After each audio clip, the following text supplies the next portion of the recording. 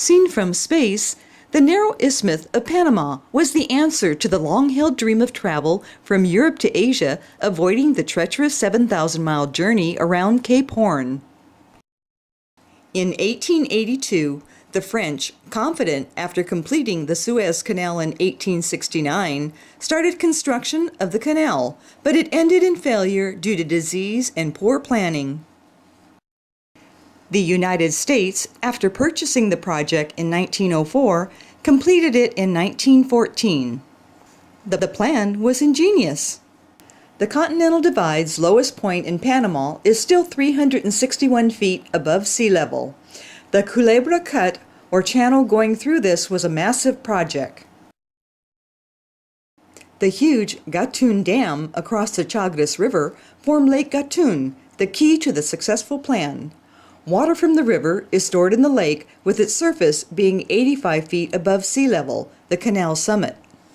The Gatun Locks on the Atlantic side uses this stored lake water, lifting or lowering boats the 85 feet in 3 stages through the lock. On the Pacific side, the Pedro Miguel and Miraflores locks together lowers or raises boats the 85 feet the same way. The canal is one of the largest and most difficult engineering projects ever undertaken and considered one of the 7 wonders of the modern world. But there's more to Panama.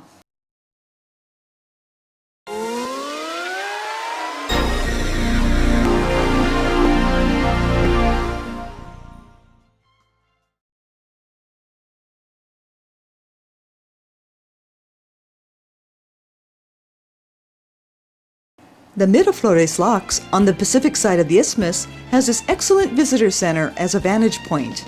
The boat we see is coming from the Pacific and will be raised 24 feet in 2 stages. Tugboats help guide the boats through the canal, as well as these small locomotives called mules.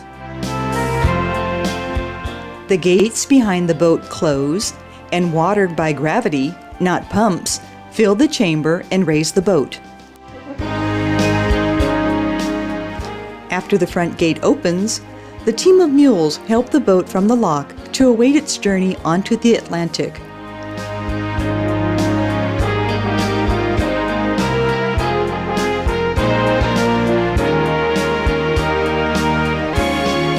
After lunch, we luck out and see a passenger ship. Making up only 10% of vessels, cruise ships offer a unique situation for us. Both we and the passengers get to enjoy the experience. This ship, coming from the Atlantic, will be lowered 24 feet to its final destination, the Pacific. Mules assist the ship. After the water level drops, the front gate opens.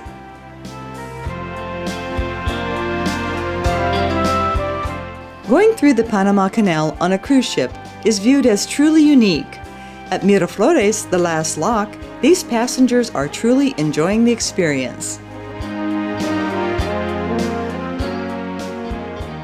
From the Visitors Center, we get to share the experience.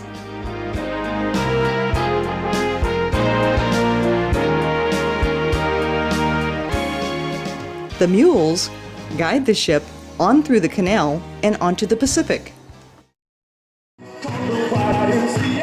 This evening's entertainment ends with the salute to Panama.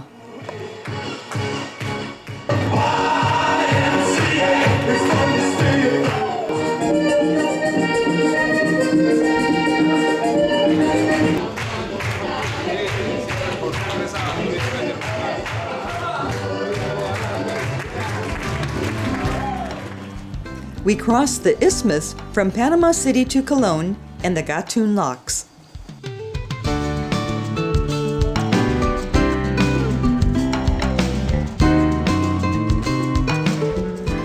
Mules not only help to guide the boats, but secure them as they raise or fall in the lock.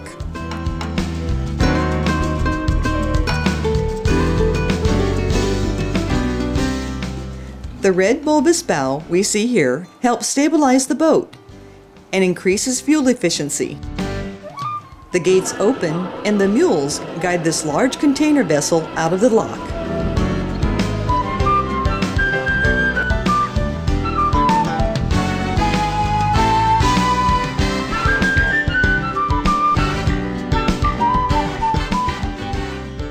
The locks are 110 feet wide and approximately 1,000 feet long. This limits the size of ships known as Paramax that can transit the locks. We can see this boat just meets the width limit.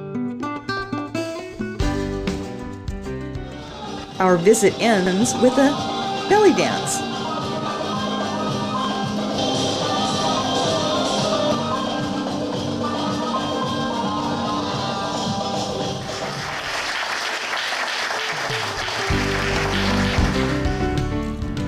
Lunch and then on to our afternoon adventure.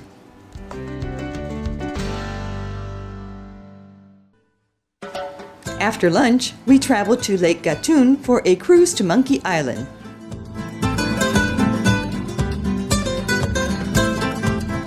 After donning life jackets, we cruise to this idyllic spot and see our first monkey, a Capuchin. These small monkeys were named after their likeness to the Capuchin monks.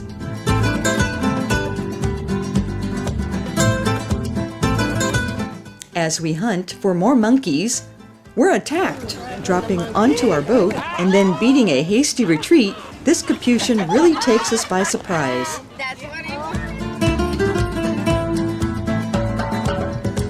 The reason for their boldness? Grapes.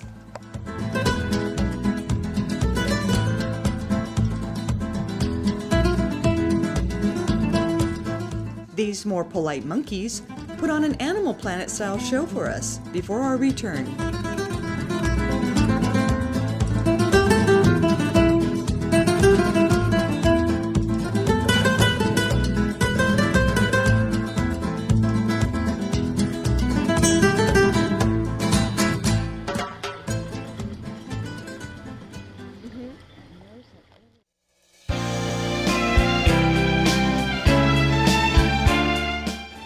Today, after breakfast, we have an all-day excursion through the locks.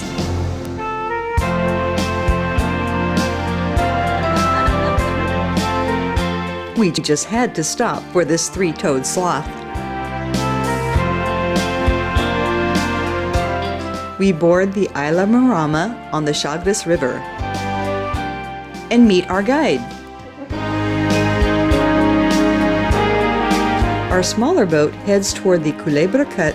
These cargo ships appear, well, large. Our tugboats, the Canal Waters mules.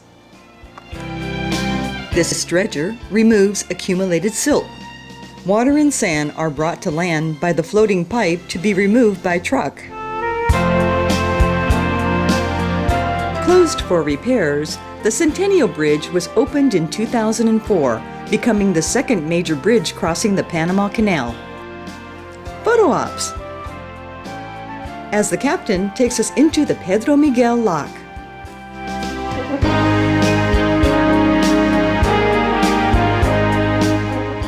Our lock passage is shared with this larger boat and a sailboat on an around-the-world journey. Next stop, Hawaii. They tie up to us, and we get a chance to hear about their adventure. As our water level drops, the ship in the other lock is lifted to our starting level.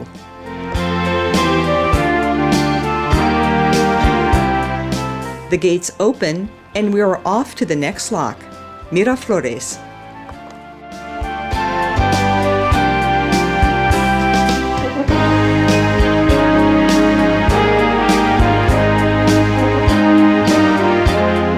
This is the building we were in to view the Miraflores locks. As the lock closes, workers gain access to the other side. That was us a few days ago. As we arrive at the level of the Pacific Ocean, we leave the canal and approach the Bridge of the Americas. North America on our left, South America our right.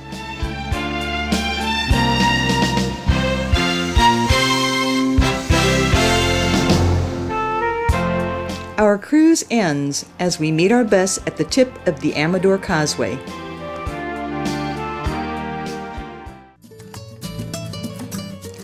We return to our rainforest resort and find a two-toed sloth that has come down from his tree for his weekly defecation and urination.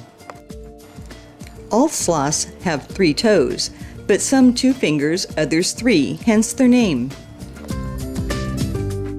But this sloth has gotten way too close to the road, a dangerous place, so he's rescued. Away to a safer home. Our evening's entertainment.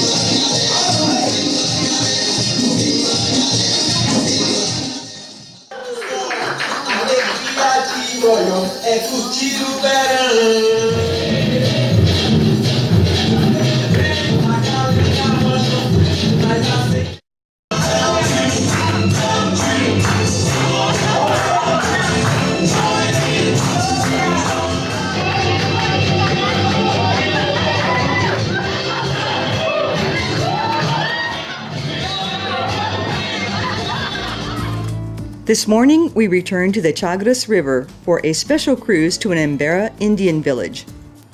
A 15-minute boat ride will take us to Katuna, an authentic Embera village. The Embera Indians inhabit the tropical rainforests of Panama.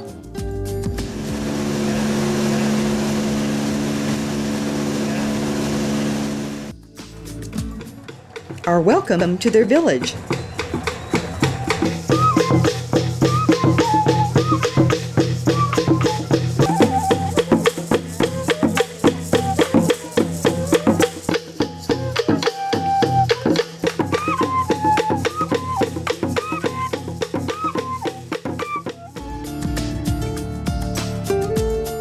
Native crafts are presented by these adorable village children.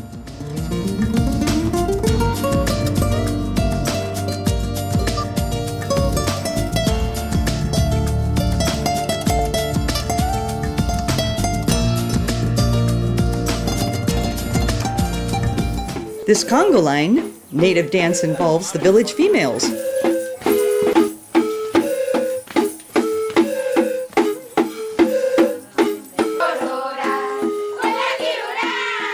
And then us.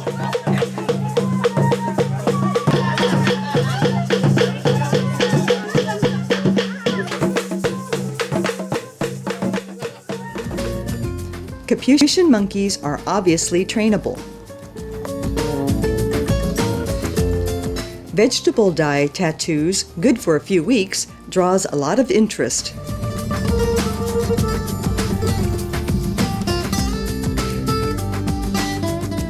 After we explore the village, it's time for a village group photo and a musical farewell.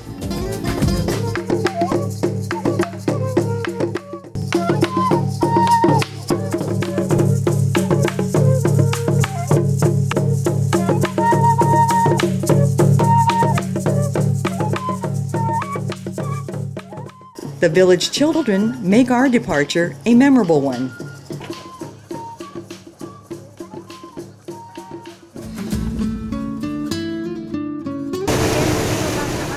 We return for our journey to South America.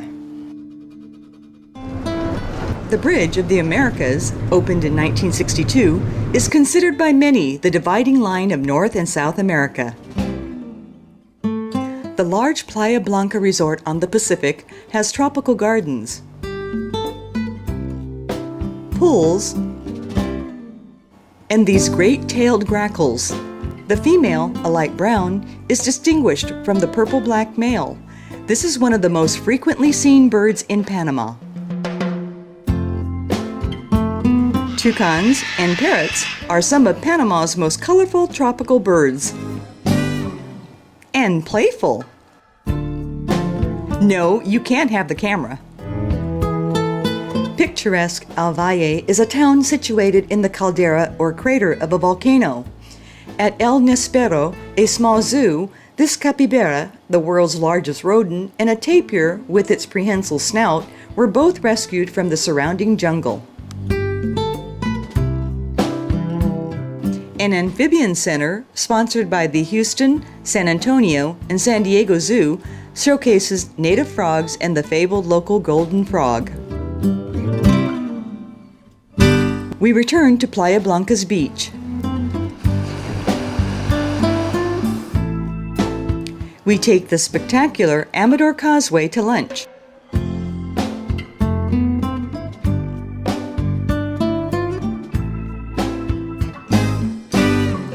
At the Cuna Indian Marketplace, we see intricate mola embroidery depicting rainforest animals and marine life, and a chance to shop.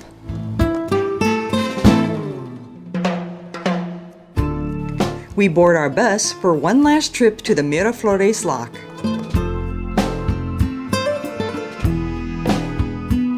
The locks, which operate 24/7, at night draws our attention before dinner and the evening show.